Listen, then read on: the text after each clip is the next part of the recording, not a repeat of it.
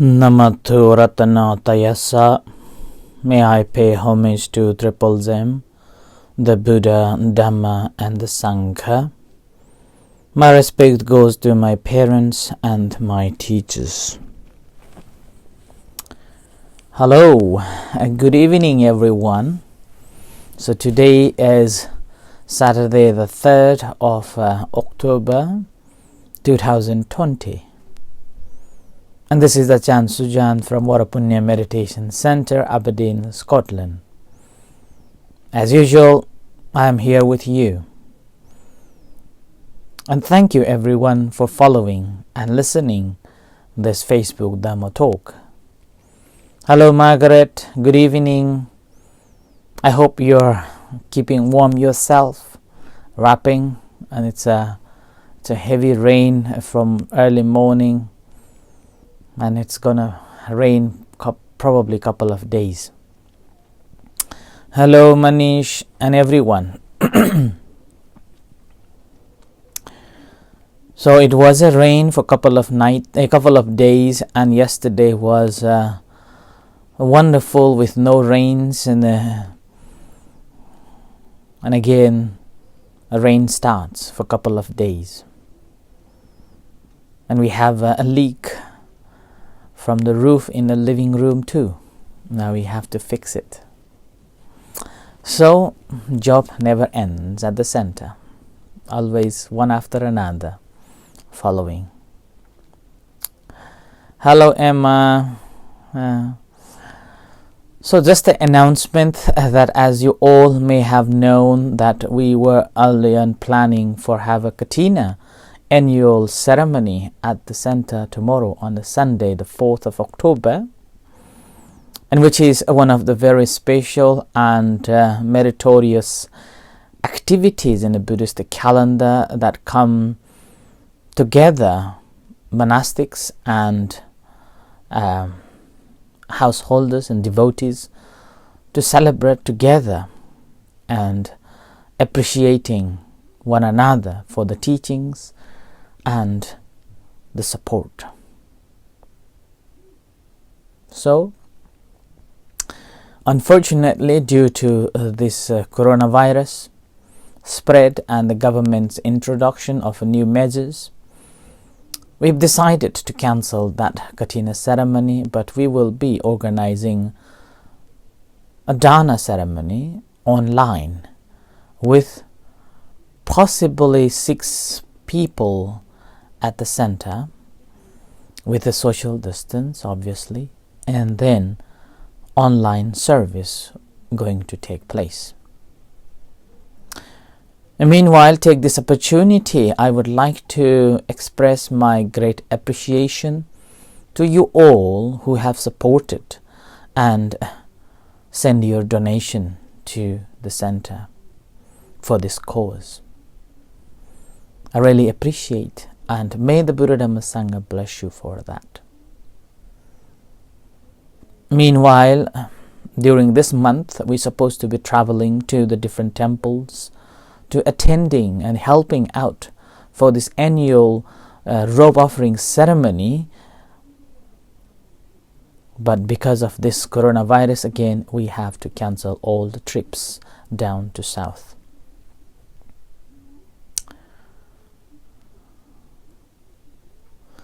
So today again we are just preparation and just rehearsing some of the rituals which will gonna take place tomorrow, just to refresh. And as you know that if we do not repeat it, it's easy to forget. So repetition, doing it again and again, is very important.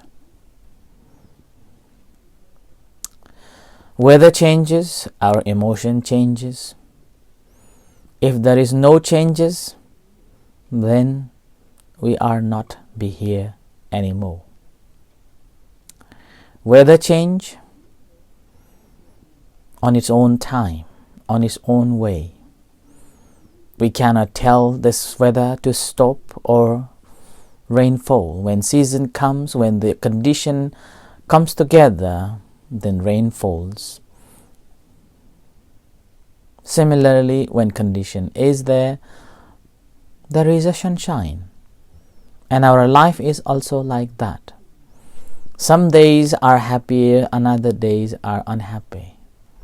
Emotions are just simply changing every moment. It's up to us how do we adjust in this uncertain time. Similar to the coronavirus, before the coronavirus we were very free, like a wild animals, and wherever we like, whenever there's a possibilities, we were just go around, roaming around in the cities, in the parks and in the forests. Ever since there is a coronavirus, then again there are restrictions, and with this, then again we are adjusting and adapting a new norms, so-called, to keep us ourselves safe, and as well as finding good ways to rejoice and relax and enjoy the time that we have. And this is again, the online Dhamma talk is just a part of it, to support you and also giving you some ideas and a form of learning the Buddha's teachings that we can apply in our day-to-day life. So far, I have been talking on the basis of the first discourse of the Buddha, the Dhammacakkappavattana Sutta, and we are on the right mindfulness in the section of Dhammanupassana. And within that Dhammanupassana, I have already spoken on the 5 aggregates, on the 6 senses. And today, I just would like to give you a background of, it's called Bojjhanga, the factors of enlightenment. There are 7 principles that one has to develop to be enlightened. And obviously, how one can develop these 7 factors of enlightenment, it's called Bojjhangas or Satta Bojjhangas, is that one has to practice the Satipatthana. Basically, being ability to be mindful of the body, feeling, and mind. And the very moment when we able to be mindful of according to the Satipatthana, then Bojjhanga will fulfills. And this Bojjhanga fulfills, with that, then Vijja and Vimutti comes. Right? So that's why the Bojjhangas are very important factors towards the enlightenment. And some of you may have heard venerable monks would do the chanting called Bojjhanga. And that chanting purely for sometimes when someone is not well, or someone who is ill, or feeling unwell at that time, monks are requested to do the chanting. And that's simply because the history says during the time of the Buddha, when the other monks are sick and not well, Buddha would remind those monks to remember and reflect on these 7 Bojjhangas. Like there was a Kassapa. Venerable Kassapa was not well. Venerable Moggallana was not well. And Buddha himself visited these unwell monks and then asked, Kamaniyang Yapaniyang, which means, how are you? How are you coping with yourself? Are you able to bear your pains and the aches?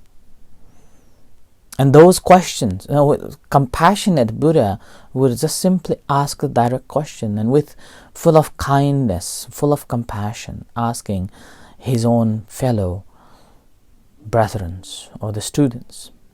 saying, how are you feeling? Are you able to cope with your pain? And then normally the answer was, no, I cannot. Na yapaniyang nakaman. Yeah? Not able to cope with the pain, not able to cope with these sickness. And with that, Buddha normally would remind them, saying that, did you know that?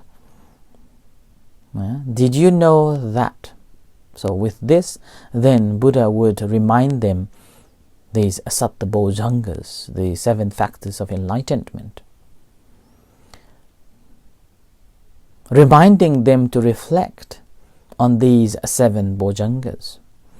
And that 7 Bojjhangas, not only to his students that he reflected and reminded them to reflect on it, when he himself was feeling unwell. So I mean, the Buddha himself, when he was feeling unwell, at that time he invited Venerable Chunna come to his abode, kuti, and requested that, did you know that how Buddha enlightened? And then Venerable Chunda repeated these Satta Bojjhangas to the Buddha. And as the Venerable Chunda was reciting all these Satta Bojjhangas, the Buddha reflected on these teachings, these principles. And gradually, at the end of the chanting, the sutta says that, the discourse says that their sickness warded. Their sickness ended, or they were feeling better. And what are these Satta Bojjhangas? And let me, just to break down the words of Bojjhanga. Bojjhanga comes from Bodhi and Anga. Bodhi means enlightenment, or someone who has enlightened. It's called Bodhi. In India and in Nepal, it's known as Buddhi. Buddha. Buddha also comes from Bodhi. One who has attained the Bodhi is known as the Buddha. And one who has attained the enlightenment, they are known as a Bodhi. Or to know. One who has enlightened. Anga is basically factors or principles. When it comes together, joined, it's become Bojjhanga. Means the factors for the enlightenment. And there are 7. That's why it's known as Satta Bojjhanga. Satta means the 7. So that's why there are 7 factors of enlightenment. And these 7 factors of enlightenment is first Sati. Sati Sambojjhanga. And here again Sambojjhanga. Sam here. And then Sati Sambojjhanga. Sati is a mindfulness. Sam means the right, good, wholesome. Bojjhanga means the factors of enlightenment. So right factors of enlightenment, the first one is mindfulness, Sati. And obviously we've been talking about the Sati for some time and quite a while now. And the second factor is Dhamma Vichaya. Dhamma Vichaya. And Dhamma Vichaya Sambojjhanga. Now here, Dhamma Vichaya. Dhamma means the teachings, right? Or the principles. Vichaya means the analytical, analyze or distinction. And here, the Dhamma Vichaya is not that we are thinking and analyzing it. the teachings or the experiences that we have experienced while we are practicing mindfulness. But it is awareness and and understanding of the experiences that we are experiencing during the meditation, and gradually ability to understand one after another. And here, what do you understand? The first thing you will understand is the body. How this body is made up, how this body functions, and how this body is functioning. And this is, again, we have to go back to the 5 aggregates on the body contemplation, right? Or on body contemplation, or the 5 aggregates within the Dhammanupassana that I have explained. That this body made up of 4 elements. And this is how it functions. And we have no control over it. And the second, we have to understand how the mind perceives things and how the mind works. And this is, again, I have explained in the contemplation of the mind before coming into the Dhammanupassana, that how our mind works and how we should understand it. And this is the second. And how this is conditioned. And the last, what we will be able to understand is that each body and each mind or mental factors are again constantly changing, like the weather, as I said. Like the weather, it's always changing. Nothing remains the same. Everything must change, which is the natural truth. And this is changing. And that's what we have to understand. And very moment when we understood the changing nature, what it teaches us to understand that nothing is permanent. So the supramundane factor is ultimate happiness of nibbana is exist, and that we will be able to understand, and which is the supramundane or ultimate understanding of this Dhamma Vichaya. So this is you able to comprehend the reality pertaining to it as you experience, not as you think in your head and thinking about it and getting the information, analytical information. No. But you experienced it and ability to realize that, understand it through your own experience. That's why it's called Yata Abhuta Jnana Dassana. And the third factors of enlightenment is Virya, which means strength or energy. You have full energy. You haven't be lazy to practice. And in this, you have to make a balance between the faith and wisdom, between your energy to apply, or how much you work, and then the concentration. You should have to have a balance in between. If you have a lot of faith in the Buddha Dhamma Sangha, in the teachings, then if you have more faith in the meditation and saying that meditation helps you, or like that, but you haven't got any wisdom, then what normally people do is to go to the temple and light the candles or light these incenses or offering food, offering materials, hoping that they will be enlightened. That's because they have too much faith but no wisdom.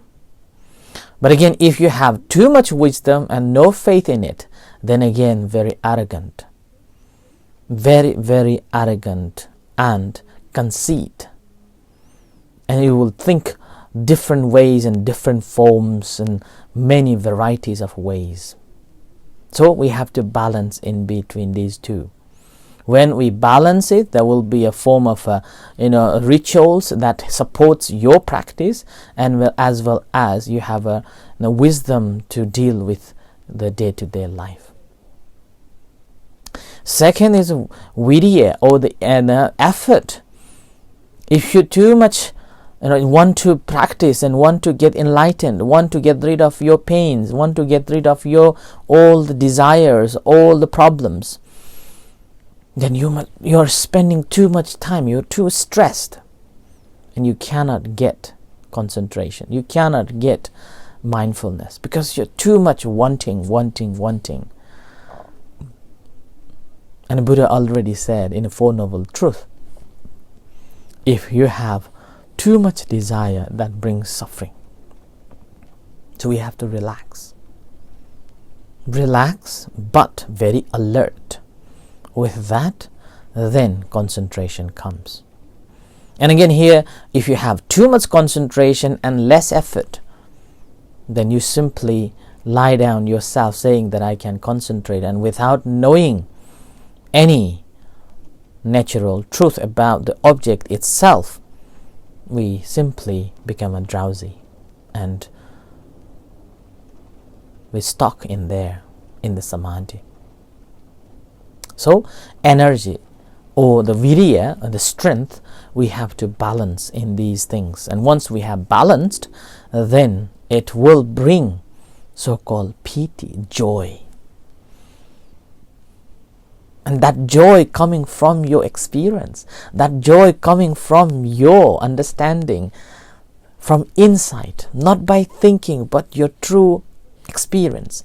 It's like when someone is eating long-waited cake, and then as soon as you put this in your mouth, and wow, what a wonderful taste it is. So that sort of a joy you will receive from the practice of a meditation.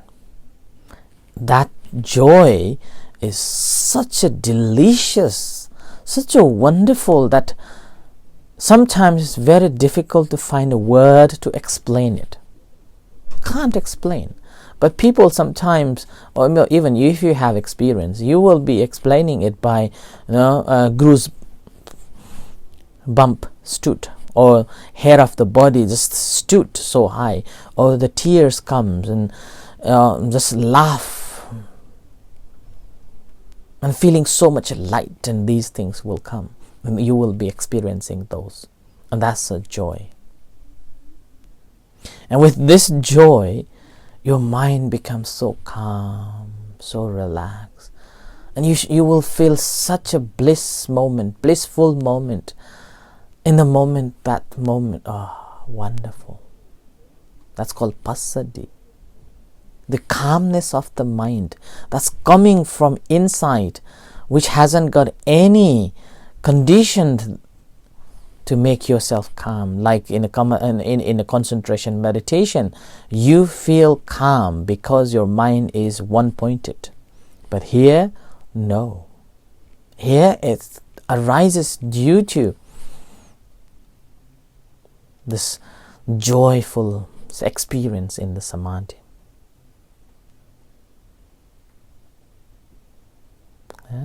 And the samadhi concentration develops. And concentration becomes so well established, and then our mind becomes equanimous, in a balanced state. And these are the 7 factors. And within the 7 factors, I have mentioned in a few weeks ago, one of the talks as well, I explained it, saying that 3 initial factors are our effort we do physically, and 4 later ones, piti, passaddhi, samadhi, upekha. These 4 are inner experience. The outer experience, the sati, you have to do it. Intentionally being mindful. Dhamma vichaya, you are experiencing because you have been working on that. And then virya, then again, basically you have to put in much more effort, physically effort, doing it. But the rest of the 4 other things, this is inner experience. Piti means the joy. Passaddhi means the calmness. Samadhi means the concentration. And upekkha means equanimous mind, equanimity. That we will be able to attain. And the very moment once we have attained these 7 factors of enlightenment, then it brings avidya, the knowledge, and vimutti, the liberation. So I offer this as a tonight's reflection, and thank you everyone for listening this Dhamma talks online. With this, may you all be well and happy. May you all be enlightened, and may you all be free from all the troubles and sufferings that you may have. May the Buddha Dhamma Sangha bless you. In a few moments' time, we will do our evening chanting and guided meditation. You're most welcome to join with us. And tomorrow, we will have online ceremony from 10 o'clock.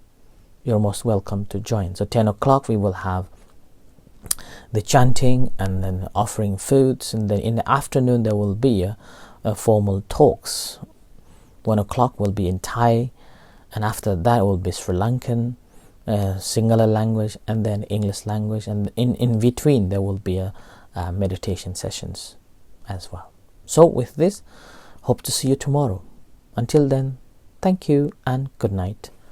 Sadhu.